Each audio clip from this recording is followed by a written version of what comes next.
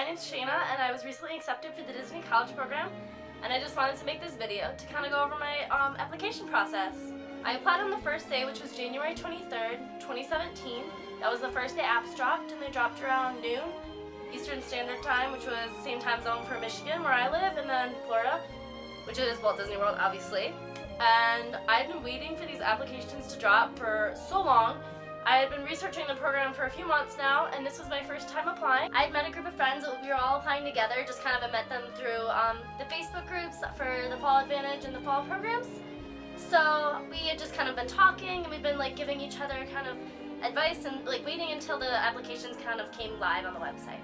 So for a while I'd been editing my work experience and like my responsibilities and the skills portions of the application on the website, which you can actually do before the applications are actually live. So you can go to edit your profile and kind of work on that and make sure, I was just working on that and making sure everything was like worded correctly, there was no spelling errors, and that everything was just kind of worded the way I needed it to be so that I would get the best chance of being accepted possible. The day the applications dropped, I found out through the Facebook groups, through all the notifications, they were blowing up on the groups. Just everyone was freaking out, everyone was saying stuff about it. So I went on there and I started my application as soon as I saw it. The website will just kind of transfer over your work experience if you've already been editing it. So all I had to do for my application the day that they were live was just put down my interest in the role. So I put probably 6 or 7 high interest, and then I put probably the rest of them were moderate interest, and then I had maybe like 2 or 3 low interest and only 1 no interest, and that was lifeguard.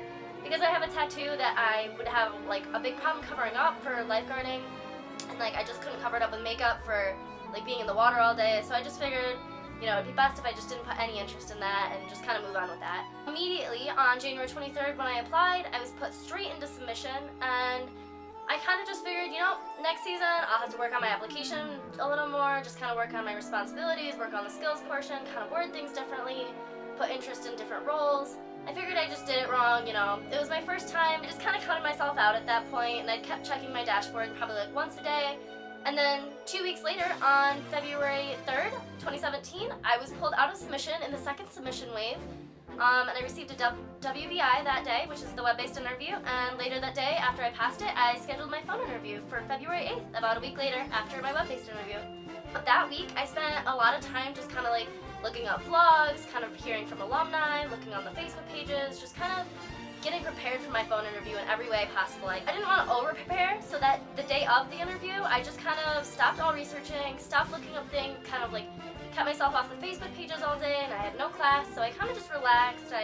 I like listened to music, I watched some TV, I kind of just jotted down some notes for during the interview if I like got stuck on something, or just to remind myself to smile and to talk slowly. So the day of the interview, she called at 8 p.m., which was my scheduled time, like almost right on the dot. As soon as the phone rang, my mind immediately went blank, and I freaked out. And then as soon as I picked it up and started talking to my interviewer, her name was Susan, she was great. She kind of just calmed my nerves, like the conversation flowed easily, it was natural, like she just asked me 1 or 2 questions about several roles just to kind of see where I would fit. And I felt like the conversation went really well during the interview, and it lasted about 23 minutes. I didn't record my phone interview, and I kind of regretted it.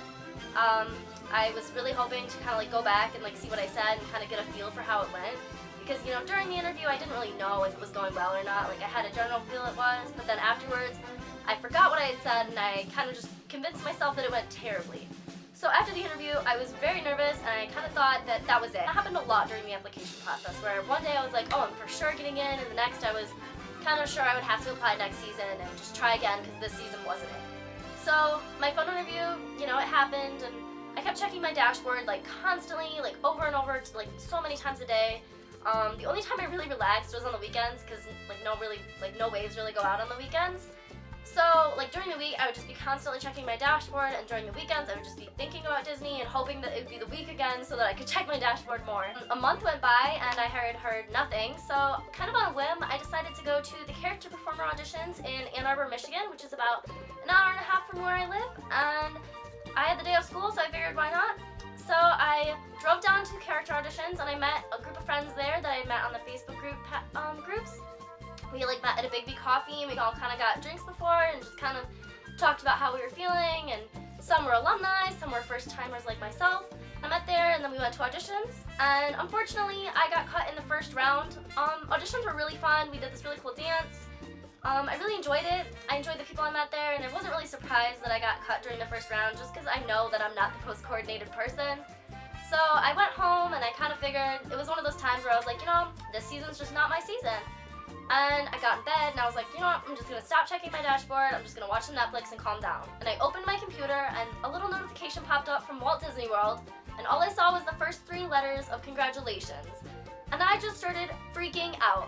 I was screaming, I was crying, and my family was downstairs, so I ran downstairs and I told my mom and my dad, and both of them were freaking out with me, and I was like sobbing, and they could barely understand what I was saying until like I kind of said Disney, and they were like, oh my gosh, you got it! And they kind of understood from that because I'd been talking about it for so long that I'm sure they were as excited as I was, if not more, because I would literally talk to them about all aspects of Disney whenever I could. Like anyone that would listen, I'd be talking about the Disney College program.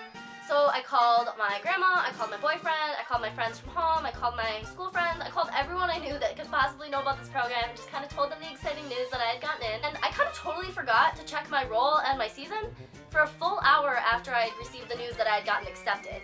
So about an hour after I gotten accepted and kind of told everyone the news and like printed off my acceptance letter, I went back and I checked my roll and my season. And it turns out I had gotten my #1 role, which was merchandise, and I wanted to work retail in the parks, which I would now be doing for the fall season, which was also not my #1 choice for the seasons, because I wanted to be there from August to about January. I immediately, accepted my role, picked my move-in dates, so I'm moving in August 7th, 2017, and I'll be there until January 4th, or August 7th is the first move-in date. I wanted to be there as long as possible.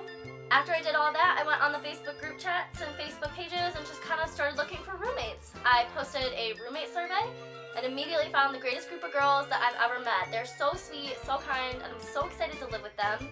We all have the August 7th move-in date. We're all hoping for Commons. Gotta have that laundry, the washer and dryer. That's what really drew us to the Commons. And we've just been talking ever since, and they're probably part of the reason that I'm so excited to move down there in a few months. So I've been counting down the days. I'm so excited. Up until Disney, I've just been making my bucket list, just kind of worrying about what I'm going to pack, just getting ready to move to Florida as a whole and finishing the semester before I go down there. If you guys have any suggestions for my bucket list, let me know. I'd be happy to hear them. I'll probably be uploading some more videos soon. Talk to you later, human beings.